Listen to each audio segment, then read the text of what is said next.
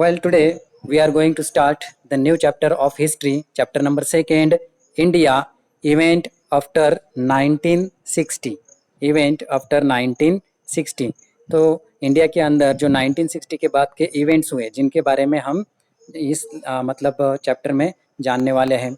Then now listen carefully what is in this. India became independent in 1947 CE. India accepted the constitutional framework in 1950 and became a sovereign nation. Democratic nation. Okay, तो India को independent मिला 1947 में. सब लोग जानते हैं 1947, 15 अगस्त 1947. तो उसके बाद इंडिया ने 1950 में एक कॉन्स्टिट्यूशनल फ्रेमवर्क को एक्सेप्ट किया. हमारी खुद की एक कॉन्स्टिट्यूशन वहाँ पे बनी. Do you know that what is mean by constitution? Constitution means a book which includes all the rules and regulation that how to govern the country.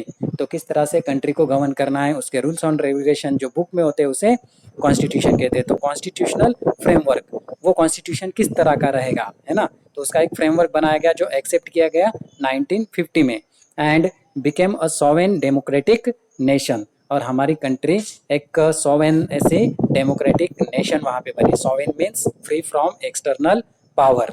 तो एक्सटर्नल पावर से फ्री हो गई हमारी कंट्री, सॉवरेन हो गई. तो external power पहले थी, कब थी? 15 अगस्त 1947. Who were rulers there? The British people were rulers there.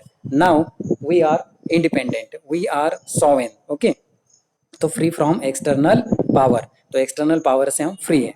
The Indian society is multi cultural and people of various languages, religions, authenticity and caste live together. तो India के अंदर सोसाइटी में बहुत से सारे लोगों की वैरायटी वहाँ पे देखी जा सकती है. अलग अलग तरह के लोग, यानी मल्टी कल्चरल लोग वहाँ पे रहते हैं. अलग अलग संस्कृति वाले, अलग अलग कल्चर वाले लोग इंडिया के अंदर रहते हैं. उनकी अपनी लैंग्वेजेस अलग हैं, उनके अपने रिलीजन अलग है, उनकी एथेंटिसिटी वो भी अलग है, और कास्ट वो भी अलग है ना. उनकी मान्यताएं, एथेंटिसिटी जो भी है वो अलग है. During the initial period after independence, तो इंडिपेंडेंस के बाद जो भी शुरू का टाइम था, पीरियड था, India needed to solve different issues of economic, political and social development. तो इंडिया को बहुत से सारे डिफरेंट इश्यूज को सॉल्व करना था. कौन से थे? तो इकोनॉमिक, पॉलिटिकल और सोशल डेवलपमेंट के बहुत से सारे इश्यूज थे, है ना. तो उन्हें सॉल्व करना ज़रूरी था इंडिया को. The establishment of the Planning Commission and emphasis on industrialization was a mean to achieve economic development and eliminate poverty in India. तो इंडिया के अंदर कुछ चीज़ों को इस्टेब्लिश करना था, कुछ चीज़ों को फाउंड करना था. कौन सी थी? प्लानिंग कमीशन वहाँ पे बनाना था. एंड एम्फोसाइजेस ऑन इंडस्ट्रियलाइजेशन के ऊपर एम्फोसाइज करना था. Emphasisation was means to achieve economic development. Industrialisation से क्या होगा कि इकोनॉमिक जो डेवलपमेंट है वो अचीव होगा, इकोनॉमिक डेवलपमेंट होगा. And to eliminate poverty in India, और इंडिया के अंदर जो पुअर्टी है, जो गरीबी है, उसे एलिमिनेट करना था, बाहर करना था, निकाल देना था. Successful conduct of elections and faith in democratic traditions made it possible for us to achieve political stability. तो जो भी सारे सक्सेसफुल कंडक्ट ऑफ इलेक्शंस, तो इलेक्शन कंडक्ट किए गए वो भी successfully, and faith in democratic tradition, जो भी डेमोक्रेटिक ट्रेडिशन के ऊपर फेथ था इंडिया का, है ना, मतलब विश्वास था डेमोक्रेसी के ऊपर, लोकशाही के ऊपर. Made it possible for the achieve political stability. तो जिसकी वजह से इंडिया के अंदर पॉलिटिकल जो स्टेबिलिटी है वो अचीव हो सकी. मतलब जो भी गवर्नमेंट है वो कुछ ना कुछ वहाँ पे कर सकी. ऐसा नहीं हुआ कि बार बार गवर्नमेंट वहाँ पे बदल रही है. Then at the same time several social reforms including policies and programs for the weaker section of the society were sought to be implemented. तो उसी टाइम में बहुत से सारे जो सोशल रिफॉर्म्स थे जिसमें कुछ पॉलिसीज और कुछ प्रोग्राम्स थे वीकर सेक्शन के पीपल के लिए। वीकर सेक्शन मतलब सोसाइटी के अंदर ऐसे कुछ लोग थे, है ना, ऐसा कुछ ग्रुप था लोगों का जो बहुत ही पिछड़े हुए थे, डिप्राइव थे, उनकी डेवलपमेंट नहीं हुई थी। तो उनकी डेवलपमेंट के लिए कुछ पॉलिसीज बनाना, कुछ प्रोग्राम्स बनाना जरूरी था, वो बनाए गए और उसे इम्प्लीमेंट भी किया गया। Then the 1960s, in the decade of the 1960s, several events occurred which had a huge impact on the political situation in India. तो इंडिया की जो पॉलिटिकल सिचुएशन है उसके ऊपर बहुत बड़ा इम्पैक्ट किस चीज़ का हुआ? तो 1960 का जो डिकेड था, मतलब जो दशक था, decade means the period of 10 years, 10 years का जो पीरियड था उसमें several events awkward which had, बहुत से सारे ऐसे इवेंट्स हुए जिन्होंने पॉलिटिकल सिचुएशन जो थी इंडिया की उसके ऊपर इम्पैक्ट किया था। The region of Goa, Diu and Daman were free from Portuguese rule and became a part of Indian federation. तो इसमें गोवा, दीव, दमन, इस तरह के जो रीजन थे उसके ऊपर पोर्तुगीज रूल था। जिस तरह से पूरे इंडिया के ऊपर, मतलब इंडिया का बहुत सा सारा जो पार्ट था उसके ऊपर ब्रिटिश लोगों का रूल था, तो उसी तरह से ये जो पार्ट थे गोवा, दीव, दमन, वहाँ पे पोर्तुगीज पीपल जो थे, पुर्तगाल से आए हुए, पुर्तगाल कंट्री से आए हुए जो पीपल थे उनका रूल चल रहा था, तो उसे भी फ्री किया गया। और ये जो पार्ट है गोवा, दीव, दमन, ये इंडिया के अंदर मर्ज कर लिए गए, इंडिया के अंदर आ गए। The tension between India and China on the northern border, which had been rising since 1950, 1950 से लेकर इंडिया और चाइना, ये दो कंट्रीज के बीच में, मतलब जो नॉर्थन बॉर्डर थी उसकी वजह से टेंशन बढ़ रहा था। Then culminated in the war of 1962 between two countries।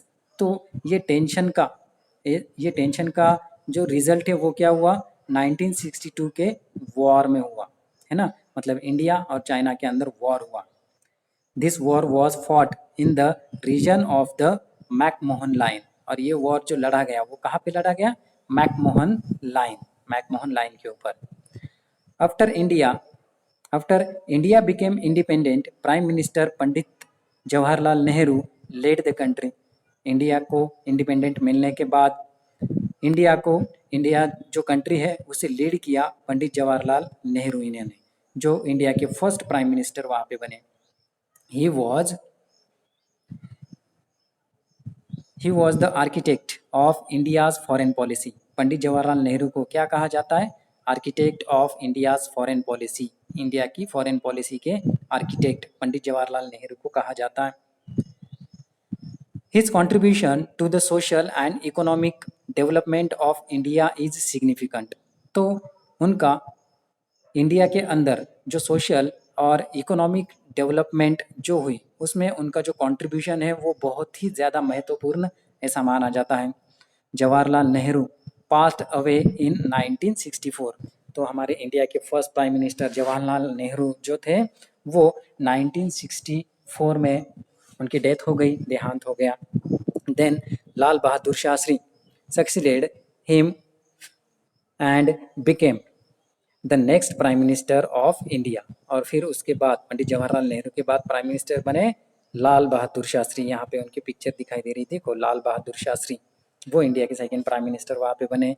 During his tenure India and Pakistan went to war over the Kashmir issue. और उनके ही टाइम में, मतलब लाल बहादुर शास्त्री जब इंडिया के प्राइम मिनिस्टर थे उसी वक्त इंडिया और पाकिस्तान का वॉर हुआ कश्मीर इशू को लेकर 1965 में। The Soviet Union try to mediate between the two countries. ये दो कंट्रीज के बीच में, इंडिया एंड पाकिस्तान के बीच में सोवियत यूनियन यानी जिसे हम कहते हैं रशिया, इन्होंने एक मीडिएटर बनकर दोनों कंट्रीज के जो प्रॉब्लम है वो सॉल्व करने की कोशिश की। लाल Bahadur Shastri gave the slogan. उस वक्त लाल बहादुर शास्त्री उन्होंने एक स्लोगन दिया। क्या दिया? जय जवान जय किसान। With which he highlighted the importance of Indian soldier and Indian farmer। इस स्लोगन के साथ वो बताना चाहते थे कि इंडिया के अंदर सोल्जर और फार्मर ये बहुत ही ज़्यादा महत्वपूर्ण है। मतलब तरक्की के लिए, डेवलपमेंट के लिए। इंडिया की डेवलपमेंट अगर हो सकती है तो सोल्जर्स और फार्मर्स की वजह से। Lal Bahadur Shastri breathed his last at Tashkent in 1966। तो 1966 में ताशकंद में लाल बहादुर शास्त्री इन्होंने अपनी आखिरी सांस ली, मतलब उनकी डेथ हो गई। Then Indira Gandhi, we can see here the picture of Indira Gandhi. Okay, Indira Gandhi became the prime minister of India in 1966। तो 1966 में इंदिरा गांधी ये इंडिया के प्राइम मिनिस्टर बने। During her tenure, Pakistan's oppressive policy in East Pakistan resulted in the big movement there। तो India के अंदर जो east Pakistan जिसे कहा जाता है, ईस्ट की तरफ जो पाकिस्तान है, उसने अपनी मूवमेंट वहाँ पे बहुत ज़्यादा तेज़ कर दी और बहुत से सारे प्रॉब्लम्स इंडिया के अंदर आने लगे इस मूवमेंट की वजह से, ईस्ट पाकिस्तान की मूवमेंट की वजह से। This movement was led by Sheikh Mujibur Rahman and his organisation. तो शेख मुजिबर रहमान जो थे, उनके नेतृत्व में ये मूवमेंट वहाँ पे हुई थी और उनकी एक ऑर्गेनाइजेशन भी थी जिसे वो लीड कर रहे थे, जिस ऑर्गेनाइजेशन का नाम है मुक्ति बहिनी। मुक्ति बहिनी नाम की ऑर्गेनाइजेशन थी। This crisis in the east Pakistan affected India as well because millions of refugees come to India. तो ये जो मूवमेंट थी जिसकी वजह से ईस्ट पाकिस्तान की तरफ, ईस्ट पाकिस्तान की इस मूवमेंट की तरफ वजह से इंडिया में बहुत ज़्यादा बदलाव, इंडिया के ऊपर उसका बहुत ज़्यादा इफेक्ट वहाँ पे हुआ। क्या इफेक्ट हुआ कि मिलियंस ऑफ रेफ्यूजीज जो है वो इंडिया के अंदर आ गए, है ना। Refugee means the people who want the shelter. Okay, तो ऐसे पीपल जिन्हें शेल्टर चाहिए, जिन्हें रहने की जगह चाहिए, ऐसे लोग, है ना, उन्हें रेफ्यूजी वहाँ पे कहा जाता है। तो वो इंडिया के अंदर आ गए और इंडिया के ऊपर उसका बहुत बड़ा इफेक्ट वहाँ पे हुआ। द 1970s, तो 1970s में वहाँ पे क्या हुआ देखो कि the 1971 war between India and Pakistan led to the creation of the independent country called Bangladesh. तो 1971 में एक वॉर वहाँ पे इंडिया के अंदर हुआ, इंडिया एंड पाकिस्तान का। किस वजह से हुआ कि उन्हें एक इंडिपेंडेंट ऐसी दूसरी कंट्री चाहिए, उन्हें बांग्लादेश चाहिए। ओके, बांग्लादेश, है ना। तो दो पाकिस्तान वहाँ पे हो गए। As a part of India's policy to use atomic energy for peaceful purpose, India successfully carried out the underground test of the atomic device. तो इस तरह की जो क्राइसिस वहाँ पे हो रहे थे और इंडिया को एक पीस चाहिए था, है ना। तो जिसकी वजह से इंडिया ने एटॉमिक एनर्जी की तरफ ध्यान दिया और एटॉमिक एनर्जी बना ली, मतलब एटम बॉम्ब्स वहाँ पे बना ले, उसके टेस्ट भी किए इंडिया ने। देन एट पोखरन इन राजस्थान इन 1974 में, 1974 में एटॉमिक पावर की टेस्ट इंडिया ने की। कहाँ पे की? पोखरन में, जो राजस्थान में है। In 1975, the people of Sikh voted for joining the Indian Republic and Sikkim become a full-fledged state in the Indian Federation। तो उसके बाद एक मतलब वहाँ पे वोट हुआ, सिक्किम के जो पीपल हैं, सिक्किम के पीपल ने इंडिया के अंदर आने के लिए बहुत से सारे वोट दिए और सिक्किम, ये जो आज का स्टेट है जिसे हम यूनियन टेरिटरी कहते हैं, वो इंडिया के फ्लैग के अंदर यानी इंडिया में मर्ज हो गया। सिक्किम वाला पार्ट इंडिया के अंदर मर्ज हो गया। During this decade the political situation in India grew unstable. तो इसी डिकेड में जो इंडिया की जो पॉलिटिकल सिचुएशन थी वो अनस्टेबल वहाँ पे रही, मतलब कोई भी एक पॉलिटिकल पार्टी वहाँ पे ज़्यादा देर तक नहीं टिक पाई। Then the Allahabad High Court gave the verdict in 1974 that Indira Gandhi, the then Prime Minister, had misused the government machineries during the election campaign। अब देखो यहाँ पे इलाहाबाद हाई कोर्ट ने एक वेरिडिक्ट मीन्स जजमेंट वहाँ पे दिया, है ना, एक न्याय वहाँ पे दिया 1947 में। क्या दिया कि इंदिरा गांधी, उस वक्त के जो प्राइम मिनिस्टर थे इंदिरा गांधी, उन्होंने गवर्नमेंट मशीनरी जो थी उसका मिसयूज़ किया है, गवर्नमेंट मशीनरीज का मिसयूज़ किया है। किस लिए? इलेक्शन कैंपेन के लिए।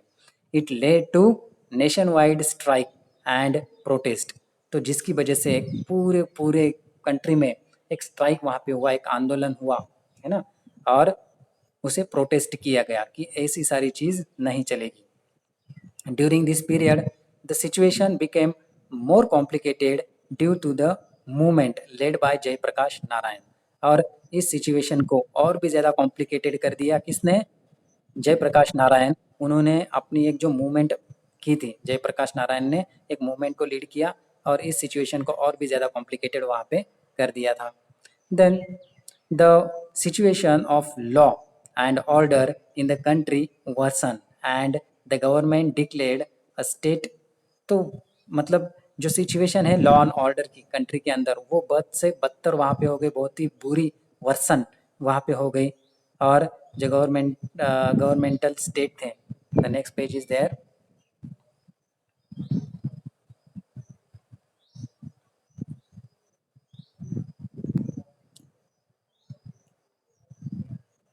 Okay, due to the which part is going on? Movement led by Jay Prakash Narayan, the situation law and order country worsen and the government declared the state of national emergency on the basis of the constitutional provisions relating to emergency. तो इस situation को मतलब कम करने के लिए ये जो मतलब वहाँ पे अनस्टेबिलिटी कंट्री के अंदर आ गई थी, है ना, तो उसे कम करने के लिए उस वक्त नेशनल इमरजेंसी डिक्लेयर्ड की गई. नेशनल इमरजेंसी, ये नेशनल इमरजेंसी क्या होता है? All the rules and regulation और all the powers come in the hand of president of India. तो इंडिया के प्रेसिडेंट के हाथ में पूरी की पूरी पावर वहाँ पे आ जाती है and president can command the military to for control the unrest in the country. तो कंट्री के अंदर जो भी सारा अनरेस्ट है उसे कंट्रोल करने के लिए जो प्रेसिडेंट है वो मिलिट्री को भी हाथ में ले सकता है. इस तरह की सिचुएशन मतलब इमरजेंसी, नेशनल इमरजेंसी उस वक्त डिक्लेयर की गई थी. During this turbulent period the fundamental rights of Indian citizens were suspended. तो फंडामेंटल राइट जो थे इंडियन सिटीजन्स के वो टर्बुलेंट वहाँ पे कर दिए गए, खारिज कर दिए गए. मतलब किसी भी तरह के फंडामेंटल लॉ जो है वो पीपल के पास वहाँ पे नहीं रहेंगे. Due to the emergency the Indian administration became discipline. और इस इंडियन इमरजेंसी की वजह से जो एडमिनिस्ट्रेशन है वो डिसिप्लिन के अंदर आ गया. But the human rights were restricted. लेकिन मतलब कंट्री के अंदर का जो एडमिनिस्ट्रेशन है वो तो डिसिप्लिन हो गया, लेकिन जो ह्यूमन राइट्स थे उनके ऊपर रेस्ट्रिक्शंस वहाँ पे आ गए. The period of national emergency lasted from 1975 to 1977. तो जो भी नेशनल इमरजेंसी का वहाँ पे पीरियड बताया जाता है वो लास्ट में 1975 से लेकर 1977 में नेशनल इमरजेंसी वहाँ पे डिक्लेयर की गई थी. And after that general elections were conducted. और उसके बाद जनरल इलेक्शंस लिए गए. On the backdrop of emergency many opposition parties come together and form a party called Janata party. बहुत से सारे अपोजिशन पार्टी वाले एक साथ आ गए और उन्होंने अपनी एक नई पार्टी बनाई जिसका नाम दिया जनता party. The Congress party led by Indira Gandhi was roundly defeated by this newly form Janata party. तो ये जो जनता पार्टी वहाँ पे नई जनता पार्टी वहाँ पे बनी हुई थी उसने इंदिरा गांधी की जो कांग्रेस पार्टी थी उसे पूरी तरह से हरा दिया, है ना, डिफीट कर दिया. किसमें? इलेक्शंस में. Okay. Then Morarji Desai became the prime minister but under his leadership the Janata party government couldn't last long due to internal differences. तो ये जनता पार्टी चुनकर आने के बाद प्राइम मिनिस्टर बने मोरारजी देसाई ये प्राइम मिनिस्टर बने. लेकिन उनकी लीडरशिप में ये जो जनता पार्टी है वो ज़्यादा देर तक वहाँ पे चल नहीं पाई. बहुत से सारे डिफरेंसेस, बहुत से सारे मतलब ओपिनियंस, अलग अलग ऐसे ओपिनियंस जनता पार्टी में लोगों मतलब वहाँ के मेंबर्स के थे. देन चरण Singh succeeded him but even his government was a short live one. और उसके बाद चरण सिंह नाम के जो लीडर हैं वो प्राइम मिनिस्टर बने और फिर उनकी भी गवर्नमेंट बहुत ज़्यादा देर तक वहाँ पे नहीं चली. Elections were conducted once again in 1980. फिर से 1980 में इलेक्शन हुए and the Congress party under the leadership of Indira Gandhi came to power again. और फिर से इंदिरा गांधी के लीडरशिप में कांग्रेस पार्टी पावर में आ गई, फिर से कांग्रेस पार्टी चुन के आ गई। The 1980s the 1980s, during this decade the Indian political system the Indian political system faced many new challenges। तो इस पीरियड में बहुत से सारे नए चैलेंजेस इंडिया ने फेस किए। The Sikhs in Punjab demanded the independent state of Khalistan and began a movement which went on to become violent and destructive। तो पंजाब की तरफ के जो सिख पीपल थे वो अपना एक नया स्टेट वहाँ पे चाहते थे, इंडिपेंडेंट ऐसा स्टेट चाहते थे, उसका नाम वो खलिस्तान ऐसे रखना चाहते थे। उनके इस मूवमेंट की वजह से बहुत ज़्यादा वायलेंट और डिस्ट्रक्शन वहाँ पे हुआ इंडिया के अंदर। Pakistan had lent its supports to this movement, और इस मूवमेंट को पाकिस्तान ने भी सपोर्ट किया, ताकि पाकिस्तान तो चाहता ही है कि इंडिया के अंदर किसी भी तरह की शांतता ना रहे। The Indian army was sent into a Golden Temple at Amritsar, a holy shrine of Sikhs in 1984। तो इंडिया की जो आर्मी है वो गोल्डन टेम्पल में, जो अमृतसर में गोल्डन टेम्पल है सिख पीपल का, सिख कम्युनिटी पीपल का एक होली प्लेस, एक गोल्डन टेम्पल अमृतसर के अंदर है, जहाँ पे इंडिया ने अपनी आर्मी को भेज दिया। कब? 1984 में, to evict the terrorist who had allegedly taken shelter there। तो किस लिए भेजी थी मिलिट्री? तो इस गोल्डन टेम्पल के अंदर, अमृतसर के इस गोल्डन टेम्पल के अंदर कुछ टेररिस्ट छुपे हुए थे, और उन टेररिस्ट को मारने के लिए वहाँ पे मिलिट्री भेजी गई।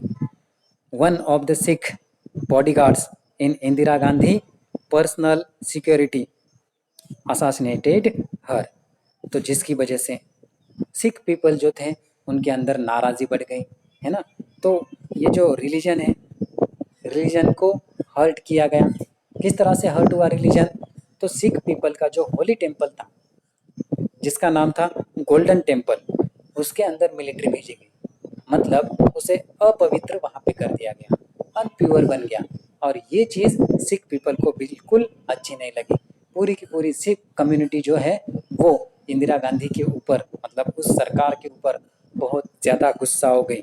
और इंदिरा गांधी के बॉडीगार्ड थे उस वक्त, सिख बॉडीगार्ड थे, उन्होंने इंदिरा गांधी को किल्ड कर दिया, मार दिया। Assassinated that means killed, assassinated means kill. तो इंदिरा गांधी को मार दिया। During this period an organisation called United Liberation Front of Assam, that means ULFA, carried on a major movement on North East India। तो north east India के ऊपर, मतलब north east India में एक बहुत बड़ी मूवमेंट वहाँ पे हुई। वो किसने की? एक ऑर्गेनाइजेशन वहाँ पे बनी, United liberation front of Assam. इस ऑर्गेनाइजेशन ने वो मूवमेंट की, और इंडिया को इस मूवमेंट को भी वहाँ पे फेस करना पड़ा। Okay, the next part we will learn in the next lecture। Okay,